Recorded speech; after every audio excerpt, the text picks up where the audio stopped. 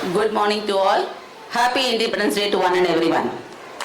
Distinguished guests on the dais, board members, officers of the central and state government, present with us, representatives of the Indian Navy, Coast Guard, Customs, CSF and other port-based agencies, members of the trade and stakeholder community, office bearers of recognized unions, my colleagues and every member of the new Mangalore Port Authority family, including our officers, workmen, contract workforce and their families who have joined us this morning. It is a matter of great pride for me to address you on this sacred national occasion as we hoist the tricolor together and reaffirm our commitment to the idea of Akhanda Bharat on this 80th Independence Day. Today, as the flag rises over Panambur against the backdrop of the Arabian Sea, we do not merely mark a historical date, we renew a pledge of every citizen to carry forward the vision for which our freedom was won by our forefathers.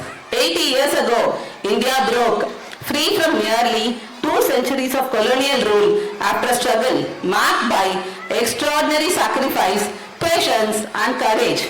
We remember today the millions of known and unknown freedom fighters who, through their unyielding sacrifices across the corners of the land, gave their day today so that we could have our better tomorrow.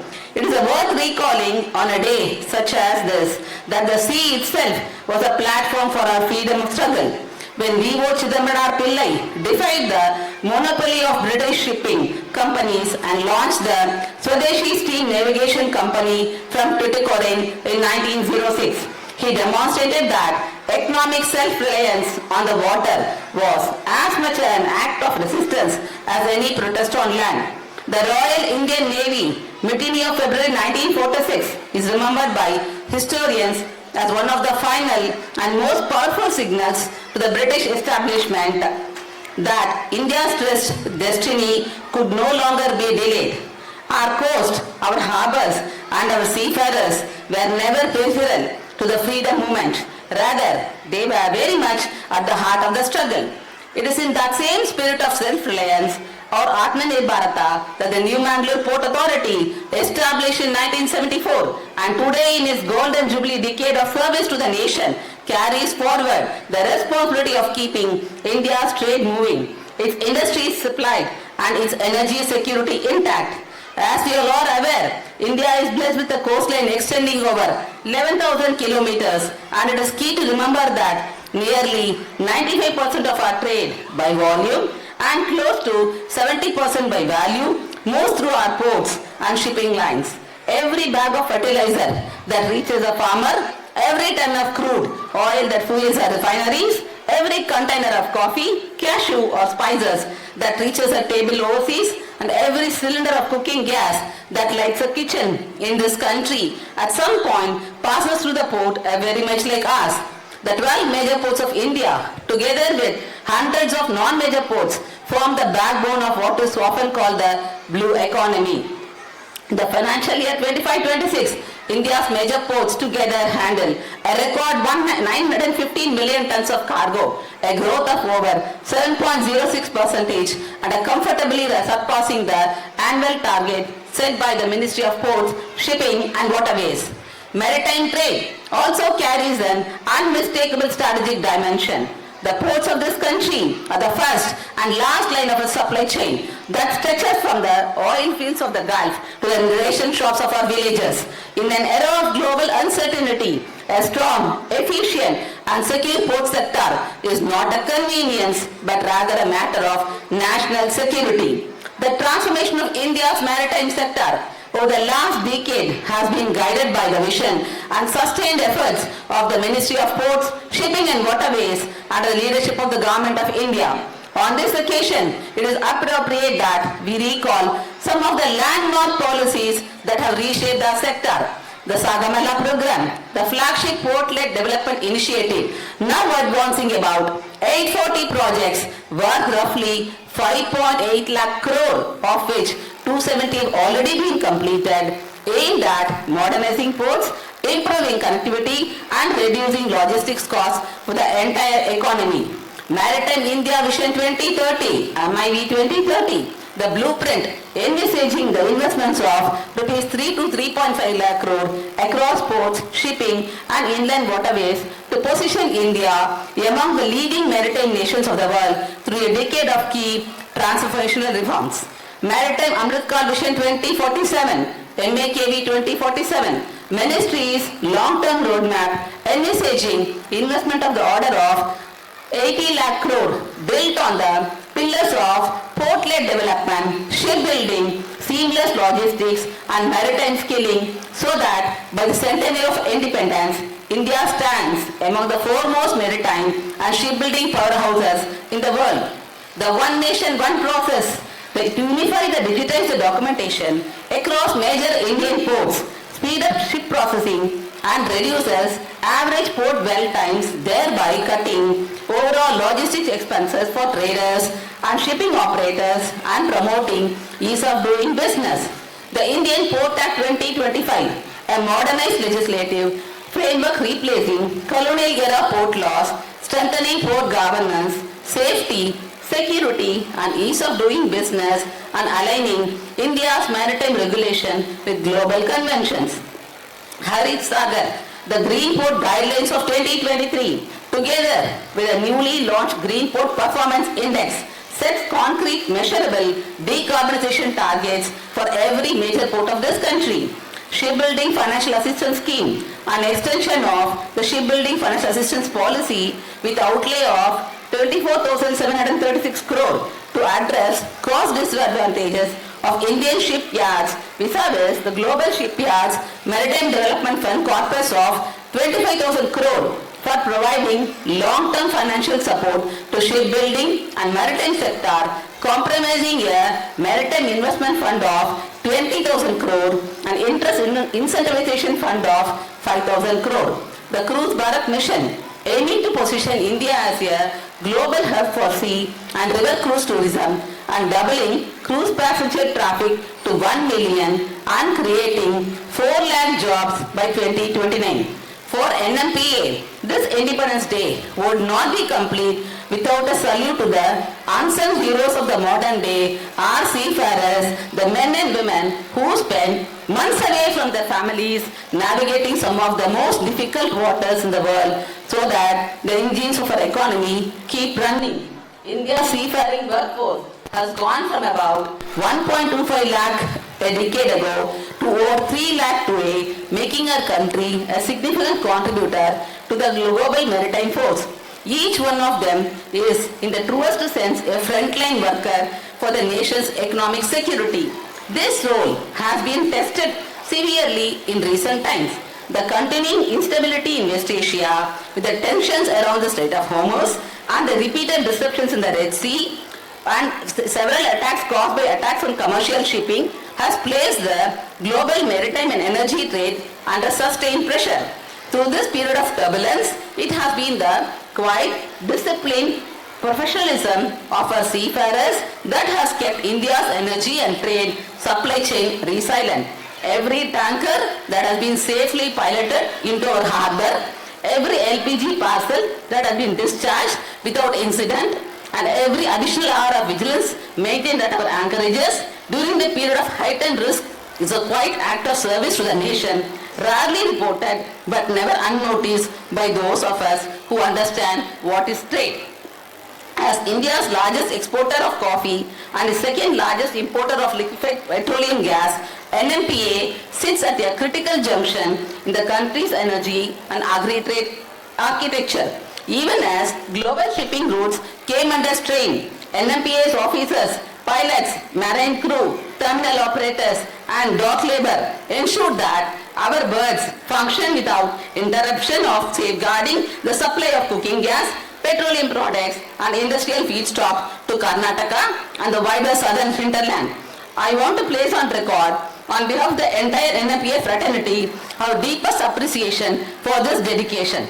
You are the reason that even amidst a distinct conflict, no citizen of this region went without fuel in their tank or without gas in their kitchen.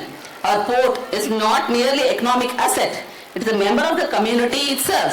NMPA has always believed that its growth must be shared with those around it. And this belief has found expression in a wide range of corporate social responsibility initiatives, many of which were significantly expanded during our Golden Jubilee year.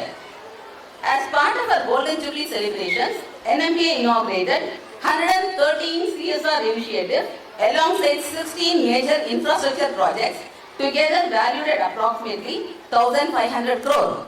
These included the first hospital in the port sector, developed on a public-private partnership model among India's major ports, a facility that will serve not only our port community but thousands of families across Dakshin Kannada.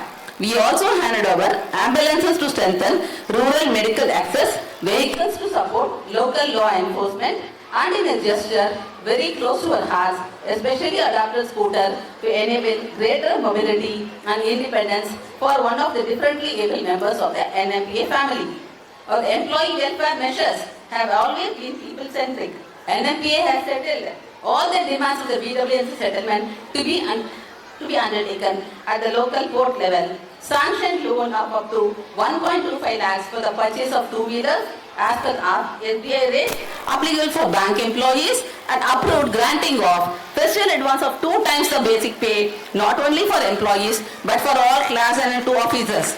For the contract staff, NMPA has further implemented the insurance coverage, extended the free medical camps, provided uniform and safety kits for the first of the time for the conservancy staff, and have taken concrete steps to ensure compliance with the provisions of the new labour code.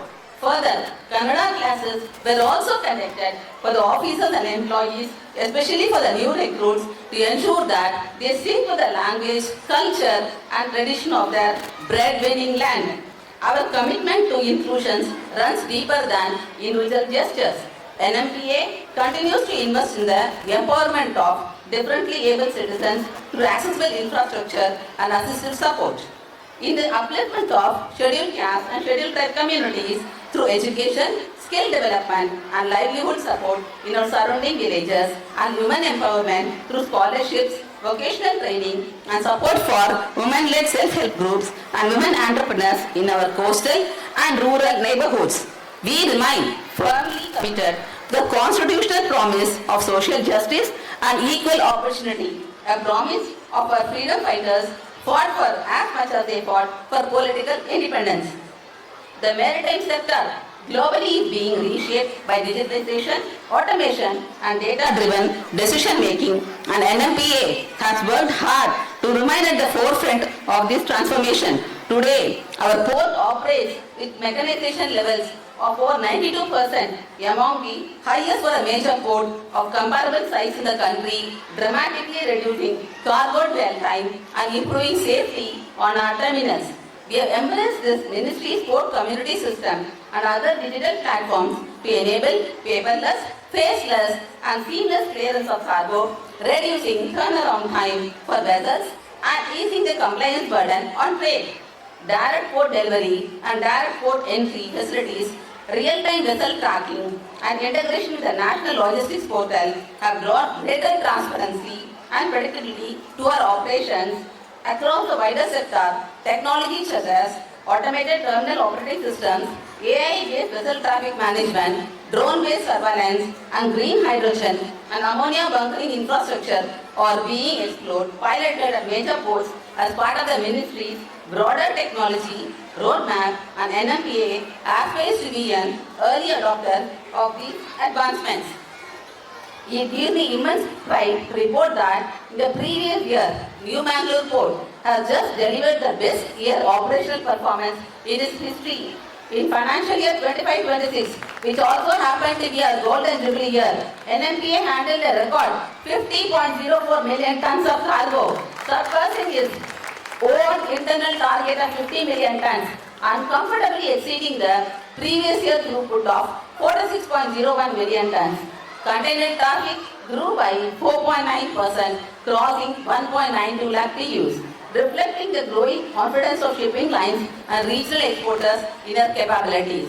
Our operational administrative excellence was acknowledged through various awards such as the MOPSW award for the second best container handling port in less than 0.5 million TEU segment, Samudri Pariyavan Samrakshan Trophy 2025 of Indian Coast Guard for Environmental Stewardship and 8 consecutive Green Tech Award for Environmental Protection. NMPA has also backed the Raj Bashar Shield of MOPSW for outstanding implementation on promotion of the official language and has secured 95.5% score in the third-party audit for voluntary disclosure made under the RTA Act, bringing transparency, which is the highest among the major ports. This performance has not only come by chance, it is the result of improved vessel turnaround times, better asset utilization, close coordination with terminal operators, shipping lines, logistic partners, and above all, the collective effort of every member of our port family. Building on this momentum, we have set ourselves an even more ambitious target of 60 billion financial year 26-27. On the infrastructure front, the Government of India has approved the redevelopment of berth number 9 to significantly boost our liquid bulk handling capacity. This project will deepen the berth draft from the existing 10.5 meters to 14 meters with a future-ready design, allowing expansion up to 19.8 meters, enabling us to accommodate vessels of up to 2 lakh deadweight tonnage, including very large gas carriers in the future. This single project will strengthen NMPA's position as a critical node in the nation's energy logistics chain for years to come, reducing landed costs and improving the reliability of fuel and gas supply to our region.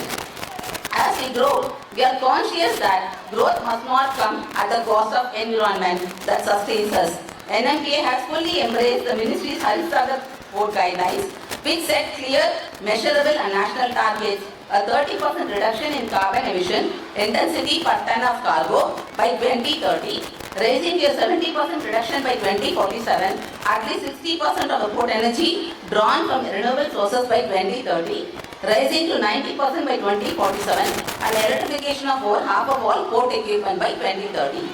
NMPA, having already achieved full solar power adoption across its operations, continue to invest in shore power facilities, energy efficient cargo handling equipment, rainwater harvesting, mangrove and green cover restoration along our port estates, and cleaner fuel alternatives for our marine fleet. Environmental stewardship is not a compliance exercise for us. It is a responsibility we owe to the fishing communities, the coastal ecology, and the future generations of this region. As India moves through its Amritkal towards the centenary of independence in 2047, New Mangalore Port has its own clear marker on this journey, a growth from our current capacity of 105 MTPA to 250 plus MTPA by 2047. This will be achieved through the development of new infrastructure, modernization of the existing berths, greater mechanization and digitalisation, deeper rail and road hinterland connectivity, and a steadily raising share of green energy in our operations. We aspire not merely to be a bigger port, but a smarter, cleaner, safer and more inclusive one, a port that mirrors the aspirations of a young, confident and Atmanirbhar India. This vision will be realized only through the continued cooperation and partnership of every stakeholder, including the trade and shipping community, our unions and workforce, the central and the state government, and the citizens of this coastal region who have supported this port for the past 50 years. As we stand here today under the tricolor, let us remember that freedom of our forefathers, one, was not an end, instead remains a beginning. It placed upon each one of us a duty to build an India that is strong, Atmanirbhar and prosperous. For those of us privileged to serve New Mangalore Port, the duty takes a very concrete form in every vessel safely berthed, every ton of cargo efficiently moved, every job created in our hinterland, and every act of care extended to a fellow citizen through our community development and outreach. I once again thank our seafarers, our pilots, dock workers, officers and staff, our security personnel, trade fraternity, government agencies and every family that stands behind them for their extraordinary service to this nation and even during considerable global uncertainty. We must aspire to be a port that is recognized not only for the cargo it handles, but for the quality of service it delivers, the sustainability it demonstrates, and the value it creates for the region and the nation. Today, as the tricolor flies proudly above us, let us remember the words that have inspired generations of Indians. Jai Hind! Let us celebrate the freedom that we inherited. Let us honor the sacrifices that made it possible, and let us work together to build an India that is stronger, greener, more prosperous, and more self-reliant. May the spirit of our national flag inspire us to reach greater heights. Vande Mataram! Jai Hind!